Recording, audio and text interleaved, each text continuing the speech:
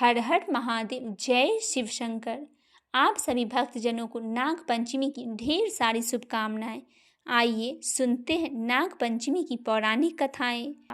द्वापर युग में गोकुल के पास बहने वाली पवित्र यमुना नदी में कालिया नाम का एक अत्यंत विषैला नाग अपने परिवार के साथ रहने लगा था। कालिया नाग के भयंकर विष के कारण यमुना का निर्मल जल पूरी तरह काला और जहरीला हो चुका था। पानी की जहरीली भाप से नदी के ऊपर से उड़ने वाले पक्षी भी नीचे गिरकर मर जाते थे और किनारे के पेड़ पौधे सूख गए थे।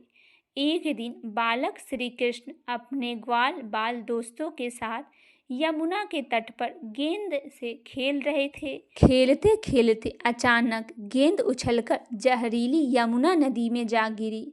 सभी दोस्त घबरा गए और कान्हा से कहने लगे कि अब गेंद वापस नहीं मिल सकती। लेकिन कान्हा तो लीलाधर थे।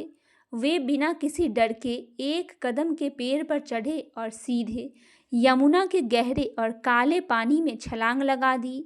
यमुना के तल में पहुंचकर श्री कृष्ण ने कालिया नाग को ललकारा और अपनी निद्रा भंग होने के एक साधारण बालक के सामने देखकर कालिया नाग अत्यंत क्रोधित हो गया। उसने कान्हा को अपने विशाल शरीर से लपेट लिया और फुंकार मारते हुए जहर उगलने लगा। श्री कृष्ण ने मुस्कुराते हुए अपने शरीर बढ़ाना शुरू कर दिया। जैसे ही कालिया की पकड़ ढीली हुई, कान्हा उछलकर कालिया के फनों पर जा खड़े हुए। श्री कृष्ण ने अपने बंसी बजाते हुए कालिया नाग के फनों पर अद्भुत तांडव नृत्य करना शुरू कर दिया। कान्हा के चरणों के प्रहार से कालिया नाग का सारा अहंकार टूट गया और उसने फनों से रक्त बहने लगा। जब कालिया मरणासन को हो गया तब उसकी पत्नियां नागिनें जल से बाहर निकली और कान्हा के चरणों में गिरकर अपने पति के प्राण की भीख मांगने लगी। नागिनों ने विनम्रतापूर्वक कहा, हे प्रभु, आप ही संपूर्ण जगत के स्वामी हैं। हमारे पति का घमंड टूट चुका है। कृपा इन्हें आप क्षमा कर दीजिए।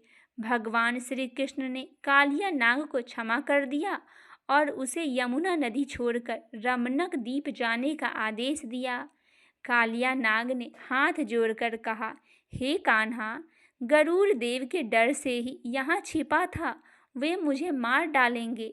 तब श्री कृष्ण ने कालिया से कहा, मेरे चरणों के चिन्ह तुम्हारे फन पर बन चुके हैं। इन्हें देखकर पंछी राज गरुड़ तुम्हें कभी नहीं हानि पहुँचाएंगे।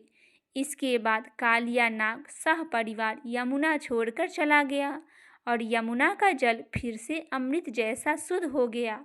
जिस दिन श्री कृष्ण ने कालिया नाग का घमंड तोड़ा और यमुना को जहर मुक्त किया, वह सावन मास के शुक्ल पक्ष की पंचमी तिथि ही थी। बोलिए भगवान श्री कृष्ण जी महाराज की जय हो, नाग देवता की जय हो। आइए भक्तजनों सुनते हैं नाग पंचमी की कथा।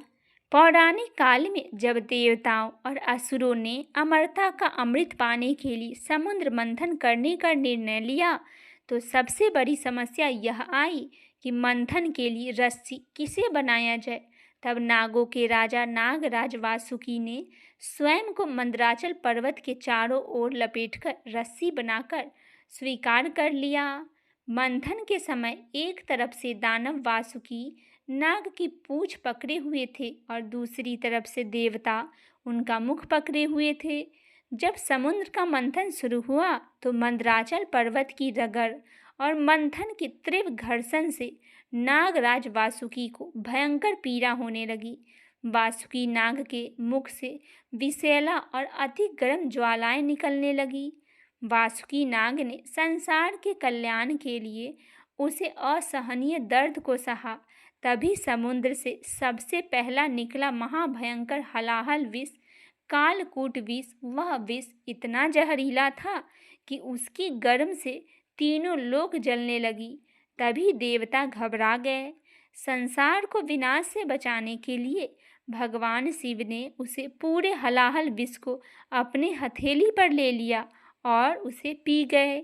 विष की तीव्रता इतनी अधिक थी कि भगवान शिव का गला नीला पड़ गया और वे नीलकंठ कहलाए। शिवजी के शरीर में विष की जलन बहुत बढ़ गई थी। तब नागराज वासुकी और अन्य नागों ने शिवजी के शरीर को शीतलता पहुंचाने के लिए स्वयं को उनके गले, भुजाओं और जटाओं में लपेट लिया। नागों के शरीर से ठंडक से शिवजी का जलन शांत हुआ। नागराज वासुकी के इस महान त्याग और भक्ति से प्रसन्न होकर भगवान शिव ने उन्हें अपने गले में सदा के लिए आभूषण की तरह धारण कर लिया। जिस दिन यह समुद्र मंथन की घटना पूर्ण हुई और नागों ने शिवजी को शीतलता प्रदान की, वह सावन मास की शुक्ल पक्ष की पंचमी तिथि थी। भगवान शिव ने नागों को आशीर्वाद दिया। आज के दिन जो भी मनुष्य नागराज वासुकी और नाग जाति की पूजा करेंगे, उसे जीवन में कभी भी शत्रुओं, विष और किसी भी प्रकार के भय का सामना नहीं करना पड़ेगा। बोलिए महादेव संग माता पार्वती की जय हो, नाग देवता की जय हो। आशा करती हूँ मेरी यह कथा आपको पसंद आई होगी। पसंद आए तो चैनल को सब्सक्राइब, वीडियो को लाइक और शेयर अवश्य करें और कमेंट में आप हर हर महादेव लिखना बिल्कुल भी ना भूलें। जय शिव शंकर।